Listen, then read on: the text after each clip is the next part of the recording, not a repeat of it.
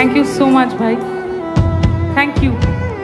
তুই কি লিখেছিস আমি দেখতে পাচ্ছি না আনফর্চুনেটলি, কারণ অনেকটা দূরে, বাট তুই যেটাই লিখেছিস আমি সেটার সঙ্গে আগ্রি করছি এবং আমার অনেক ভালোবাসা, অনেক আদর জানাচ্ছি তোকে।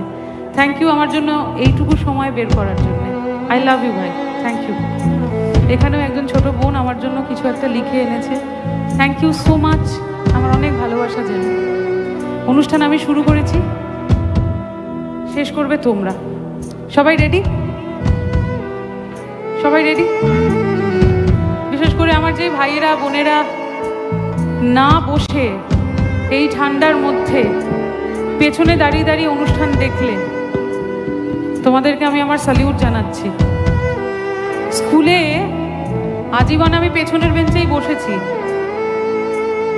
নো অফেন্স উইথ যারা সামনে বসেছে, তাদের সঙ্গে কোনো অফেন্স নয়, কিন্তু যারা পেছনে থাকে তারা জানে কিভাবে সামনে এগিয়ে আসতে হয়, তাই তো? Thank you. সবাই মিলে একটু গাই। আর ওই যে সবাই এটা শুনতে চায় বলে বলি যে এই তালাটাও ভালো, এই চাবিটাও ভালো, কিন্তু এই চাবিটা এই তালাটার জন্য নয়। তোমার তালার জন্য তোমার চাবি ঠিক কোথাও না কোথাও অপেক্ষা করছে। আর কেউ যদি বলে তোমার সঙ্গে থাকবে না, তাকে বলে দিও তুমি অন্য কারোর সঙ্গে বেঁধো ঘর।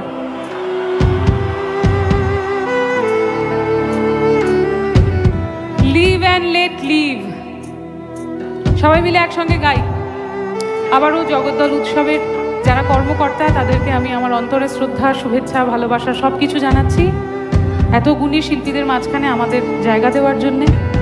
তবে জগদ্দল তোমাদের অনেক দিন ভুলবো না। Thank you so much. একসঙ্গে কাম অন।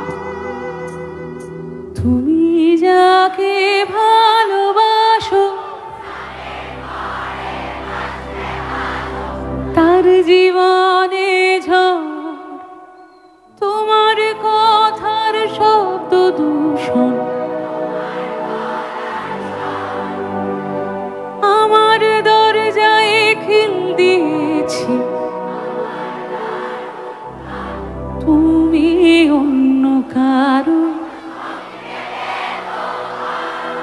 ছাদের ওপরে যারা, তুমি